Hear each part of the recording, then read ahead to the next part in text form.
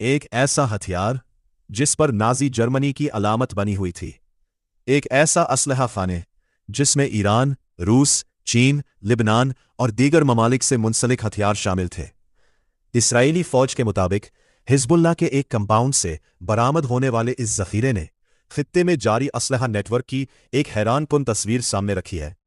وسطی اسرائیل کے صرفن بیس میں بڑی تعداد میں قبضے میں لیے گئے ہتھیار محفوظ کیے گئے ہیں کو یہاں موجود اسلحے کا نایاب مشاہدہ کرنے کا موقع ملا۔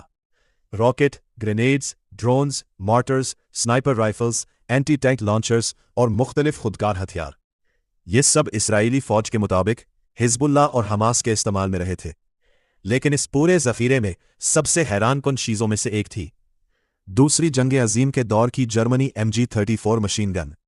اس پر جرمن دور کی عقاب اور سباسٹکا والی مہر بھی موجود تھی۔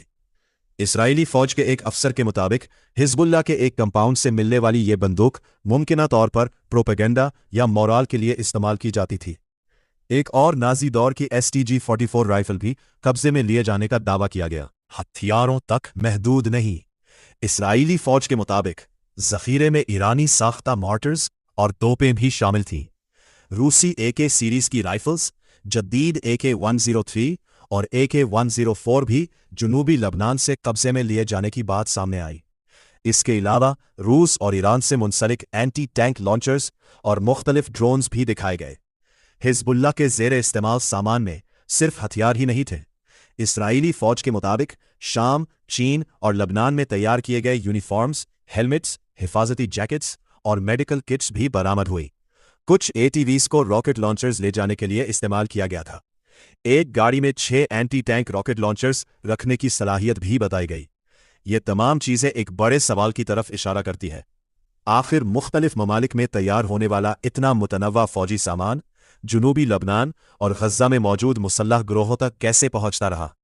کی رپورٹ کے مطابق اسرائیلی فوج اسے ایران کے حمایت یافتہ گروہوں کے وسیع اسلحہ نیٹ ورک کا حصہ قرار دیتی ہے۔ تاہم ہر ہتھیار کے اصل راستے اور سپلائی چین کی مکمل تفصیلات اس رپورٹ میں ثابت نہیں کی گئیں۔ ایک طرف جدید ڈرونز اور دوسری طرف اینٹی ٹینک لانچرز، سب مل کر ایک سنجیدہ چیلنج ظاہر کرتے ہیں، اور جدید سنائپر رائفلز، اور دوسری طرف تقریباً 1 صدی پرانا نازی دور کا ہتھیار۔